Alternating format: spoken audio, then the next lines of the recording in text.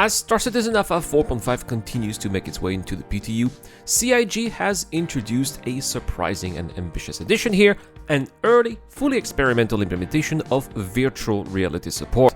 This new feature, presented by Sylvan from CIG, is not the long-awaited official VR launch to the community here, but a rather first public look at the internal prototype work that a small group of engineers had been quietly developing.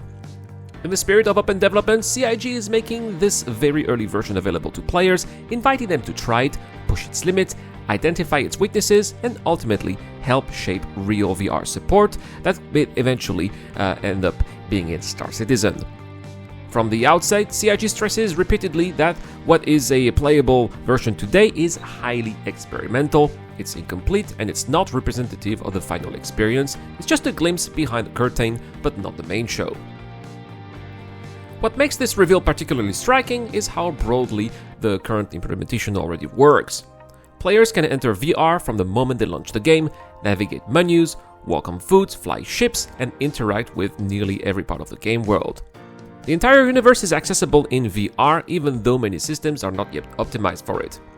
To give players flexibility, CIG has introduced a theater mode, which presents the game on a virtual flight screen inside the headset.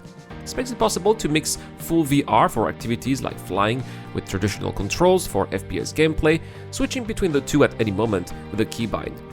The engine can even detect when the player puts the headset on or takes it off automatically, shifting between VR and desktop mode on supported devices.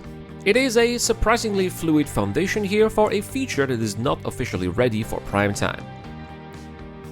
Players enabling the feature are encouraged to run the game using Vulkan, which is now the default renderer for 4.5. Star Citizen will automatically detect a connected headset through OpenXR and unlock a new section in the setting menu dedicated entirely to VR. Within these options, players can enable VR mode itself, activate or disable theater mode, adjust the virtual screen scale and distance, fine-tune IDP scaling, and configure how the game handles camera behavior during on-foot gameplay.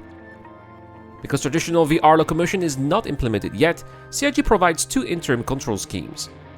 One keeps the camera pitch stable and decouples vertical aiming from head movements, reducing motion sickness at the cost of some immersion, while the other fully synchronizes head and camera rotation, creating a more natural VR feeling but with increased risk of nausea due to camera tilt and body offset. Even visor elements, HUD projection distances, and lens positions can be individually tuned, giving players considerable control over their experience in this early stage. While the feature is of course still very highly experimental, CIG has already documented its performance implications and the hardware demands it carries. VR is taxing, and players are advised to monitor VRM usage closely, enable upscaling solutions like DLSS or FSR, and disable certain features such as asynchronous space wrap when using MetaQuest Link, as it can introduce heavy reprojection artifacts. CIG notes that XRFB space wrap extension may eventually solve these issues, but for now the best result will come from disabling ASW entirely. Despite the early nature of the implementation here, performance seems largely dependent on modern GPUs and fast CPUs as well as appropriate VR runtime settings. Naturally, this experimental release comes with a number of limitations and known issues. Some HUD elements such as holographic ship radars and visor effects like rain or frost are temporarily disabled. Precision targeting does not zoom correctly in VR, grab a vehicle placed the camera incorrectly, unlocked gimbals may behave unpredictably when slaved to view direction. Many user interface components, including the personal inventory and world markers, were never designed for VR and will require substantial work before they become comfortable or natural to use. CIG advises players to switch to theater mode whenever they encounter something unplayable, reinforcing the message that this release is only a first step, not a replacement for the traditional experience. CIG of course encourages players to submit VR-related issues on the issue console under the new experimental VR category, but only after confirming that the problem is truly VR-specific by testing it in theater mode or with VR disabled entirely. This will help developers identify which bugs belong to VR itself and which are general gameplay problems unrelated to the new feature. Although much remains unfinished, the goal is to gather data quickly, refine the implementation, and stabilizing it before enabling more ambitious features. Looking ahead here, CIG hints at what might come next once the foundational layer is solid enough to build upon.